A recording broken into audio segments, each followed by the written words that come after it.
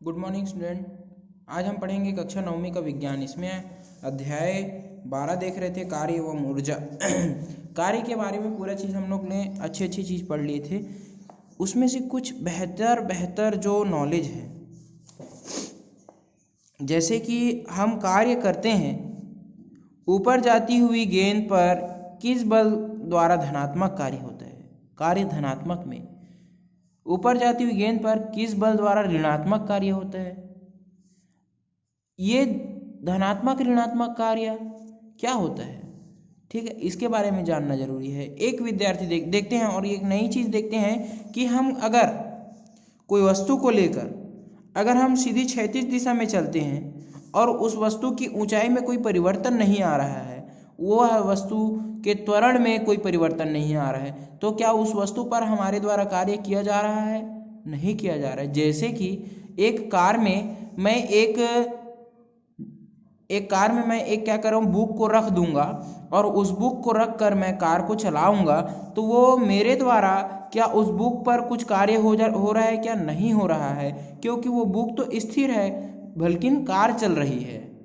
इसलिए ये बॉक्स तो स्थिर है परंतु ये व्यक्ति चल रहा है, तो ये बॉक्स पर कार्य हो रहा है क्या नहीं हो रहा है, इसी चीज को यहाँ समझेंगे। देखेंगे, एक विद्यार्थी m द्रव्यमान की एक वस्तु को ऊर्ध्वाधर दिशा में h ऊंचाई तक उठाकर क्षैतिज दिशा में एक समान गति d दूरी तक चलती है। उपरोक्त स्थिति में विद्यार्थी द्वारा किया गया कार्य कितना होगा? आइए इसे समझने का प्रयास करते हैं। n द्रव्यमान के बॉक्स को h ऊंचाई तक उठाने में विद्यार्थी द्वारा लगाया गया बल द्वारा किया गया कार्य, ठीक है। W बराबर mgh, ऊंचाई है इसलिए ऊंचाई के mgh हो गया। यहाँ बल तथा विस्थापन की दिशा समान है, ठीक है। अब जब विद्यार्थी बॉक्स को उठाकर क्षैतिज दिशा में क्या कर रहा है, चल रही है, और उसके चलने की गति समान हो, तो बॉक्स में क्या है, त्वरण नहीं है। त्वरण क्या है, a बराबर 0 है। अतः इस दिशा में बॉक्स पर लग रहा जो बल है वह क्या है, 0 होगा। बॉक्स पर विद्यार्थी द्वारा बल ही नहीं लग रहा है तो उस पर कार्य नहीं होगा। बल भी 0 है तो वर्क भी 0 हो गया, ठीक है। ये चीज समझ में आया कि अगर मैं उस पर बल लगा ही नहीं रहा हूं तो उसके त्वरण में परिवर्तन ही नहीं हो रहा है तो उस पर कार्य भी नहीं दिखेगा, ठीक है। ये चीज अब देखते हैं। ऊर्जा के बारे में देखते हैं। ऊर्जा 2 प्रकार के होते हैं, मुख्यतः इसके बारे में पढ़ेंगे। आपने देखा होगा कि विद्युत बल्ब, ट्यूबलाइट, टीवी, विद्युत पंखे आदि को चलाने के लिए विद्युत की आवश्यकता होती है। रेलगाड़ी, बस, कार, मोटर बाइक आदि को चलाने के लिए पेट्रोल, डीजल आदि उपयोग में किया जाता है, ठीक है। क्या आपने कभी सोचा विद्युत बंद होने पर विद्युत उपकरण क्यों बंद हो जाते हैं? बिना पेट्रोल की डीजल आदि वाहन क्यों नहीं चलते? पेड़ पौधे सूर्य प्रकाश की अनुपस्थिति में अपना भोजन क्यों नहीं बना पाते? ऊर्जा और कार्य में क्या संबंध है? इन सभी प्रश्नों के बारे में आपने सोचना चाहिए, ठीक थे। देखते हैं, इसमें आपने पूर्व कक्षा में पढ़ा है कि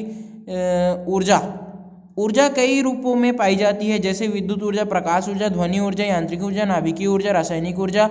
विद्युत उपकरणों को ऊर्जा जो है, विद्युत उपकरणों में जो ऊर्जा होती है विद्युतीय ऊर्जा होती है, तो वो क्या होती है, विद्युत उपकरणों में कौन सी ऊर्जा पाई जाती है? विद्युत ऊर्जा पाई जाती है। इसी प्रकार वाहनों को पेट्रोल एवं डीजल ऊर्जा प्राप्त होती है, और पेड़ पौधों को सूर्य के प्रकाश से ऊर्जा प्राप्त होती है, तो प्रकाशिक ऊर्जा होती है। ये प्रकाश ऊर्जा से अपना भोजन बनाते हैं, ठीक है। सूर्य की प्रकाश से पौधे अपना भोजन बनाते हैं। इस अध्याय में केवल यांत्रिक ऊर्जा का अध्याय है, अध्ययन करेंगे। इसमें क्या करेंगे, हमने यांत्रिक ऊर्जा 2 प्रकार की होती है, गतिज ऊर्जा और स्थितिज ऊर्जा, ठीक है। गतिज ऊर्जा और स्थितिज ऊर्जा। अब देखते हैं, गतिज ऊर्जा काइनेटिक एनर्जी कहते हैं इसको। सबसे पहले गति के द्वारा जो उत्पन्न होती है उस ऊर्जा को गति ऊर्जा कहते हैं।